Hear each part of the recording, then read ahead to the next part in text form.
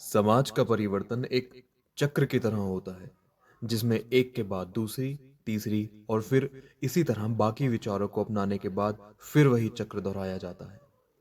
हम जहां से शुरू करते हैं घूमकर वहीं पहुंच जाते हैं। भारत ये सिर्फ एक देश का नाम नहीं है, ये एक विचारधारा की मूर्ति है। हम भारत को माता कहते हैं, प्रोड्यूसर। भारत विश्व गुरु कहलाया जाता है। इसी गुरु तत्व के कारण हजारों सालों से दुनिया के अलग अलग छोरों से लोग यहाँ आते रहे हैं।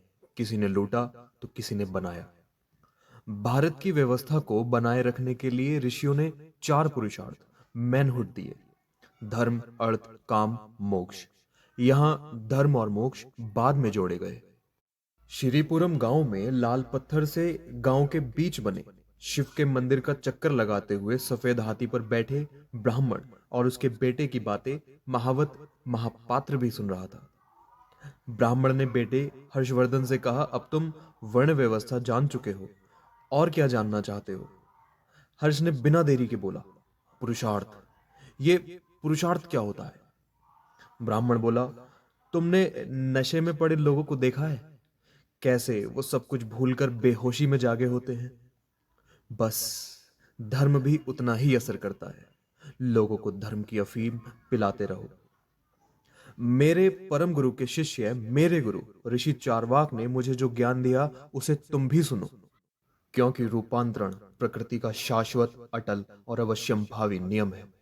जो नियम आज है वो भावी कल से भिन्न होगा। संसार में कोई भी पदार्थ ऐसा नहीं है जो स्थिर रहता है। उसमें कुछ ना कुछ रूपांतरण, कुछ ना कुछ ट्रांसफॉर्मेशन हमेशा होता रहता है। ब्राह्मण फिर बोला, भारत में हमेशा से दो विचारधाराएं रही हैं, नास्तिक और आस्तिक। जैसे ट्रेन की खिड़की से देखने पर तुम्हें दूर मौजूद पेड़, सूरज, बादल, तारे अपने साथ साथ चलते दिखाई देते हैं, वैसे ही ये विचार नास्तिक आस्तिक की सोच भी एक साथ चलती है। चारवाक को इंडियन मटीरियलिस्टिक फिलॉसफी का सबसे पहला अंश माना जाता है। इसकी कोई मजबूत परिभाषा तो नहीं है, लेकिन ये जिन दो शब्दों, चारु मतलब मीठा, मिठास, और वाक मतलब बोलना, बातचीत। हर्षवर्धन बोला, क्या ये लोग हमसे अलग हैं? क्या ये हमसे दूर कहीं और रहते हैं? ब्राह्मण हर्ष की तरफ देखता हुआ बोला, हम सभी चारवाक ही हैं। दुनिया में मौजूद हर इंसान चारवाक है। तुम देखते हो हर कर्मचारी अपने बॉस से, हर अधिकारी बड़े अधिकारी से, दुकानदार ग्राहक से कैसे मीठी मीठी बातें करते हैं। लोगों को फुसलाना, बहलाना, व्यापार करना, पैसा कमाना, ये सब कुछ तुम्हारे चारवाक होने की निशानी है। तुम ब्राह्मण, शूद्र, वैश्य बाद में हो, पहले तुम चारवी हो। चारवाक सिर्फ उसी को प्रमाण मानता है जो दिखाई दे। जो दिखाई नहीं देता वो केवल काल्पनिक, इमेजिनेशन है। इसमें तुम्हारा ईश्वर और धर्म और आत्मा भी आता है।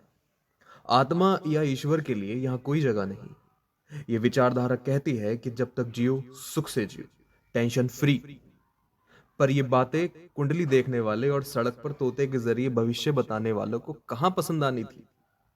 इसलिए धरती पर चारवाक का आज कोई ग्रंथ मौजूद नहीं है। चारवाक है तो सिर्फ विचारों में, सोच में।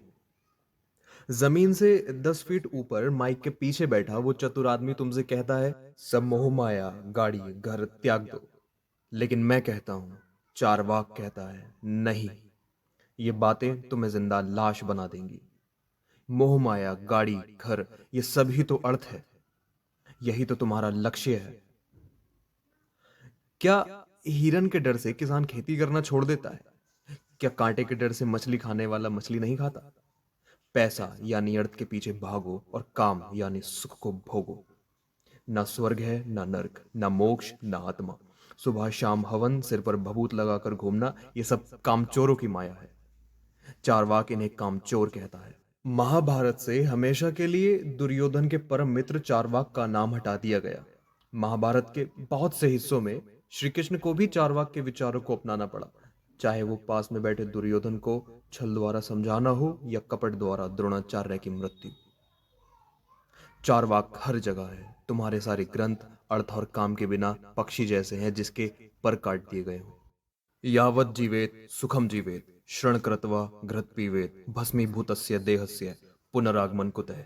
गीता में जहां श्री कृष्ण अर्जुन से कहते हैं, अर्जुन तू युद्ध कर, युद्ध भी काम ही है।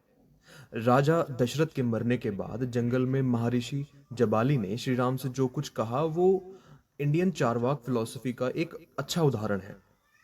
श्री राम, आपको पिता का राज्य छोड़कर यहाँ ऊंचे नीचे कांटों भरे जंगल में नहीं चलना चाहिए। आपको गवारों की तरह नहीं सोचना चाहिए। राजा दशरथ आपके कोई नहीं थे और आप उनके कोई नहीं हैं। वो कुछ और थे और आप कुछ और हैं। राजा को जहां जाना था वो चले गए। ये तो होता ही रहता है। धर्म मानने वालों को भी तो मृत्यु ढूंढ ही लेती है। तो क्यों ना राज्य भोगा जाए। श्राद्ध का दान पितरों को मिलता है, ये सोचकर लोग श्राद्ध करते हैं। जरा सोच कर देखिए इसमें खाने का कितना नुकसान होता है। चारवाकों ने अगर किसी को माना है तो वो है चारों तत्व। हमें जो कुछ दिखाई देता है वो सब एलिमेंट्स ही हैं। कृष्ण से लेकर कार्ल मार्क्स तक हर सीढ़ी पर लोगों ने चारवाक को अपनाया है। लेकिन भारत में बिकने वाला धर्म दीवार बन जाता है। बौद्ध धर्म मोक्ष की बात करता है पर नास्तिकता को मानता है। गौतम बुद्ध ने कभी यह नहीं कहा कि भगवान है या नहीं।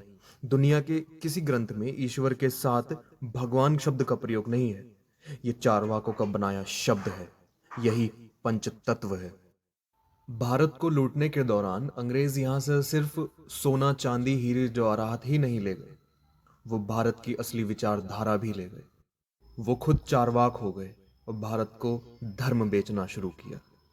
आज वो इसी चारवाक को मॉडर्निज्म बताते हैं और अपनी किताबों में छापकर वही किताबें भारत में बेचते हैं। हर साल पश्चिमी देश के हजारों लोग भारतीय हो रहे हैं। भारतीय होकर धार्मिक होते हैं और भारतीय नास्तिक हो रहे हैं। चारवाक की तरफ जा रहे हैं। वो चक्र घूम रहा है।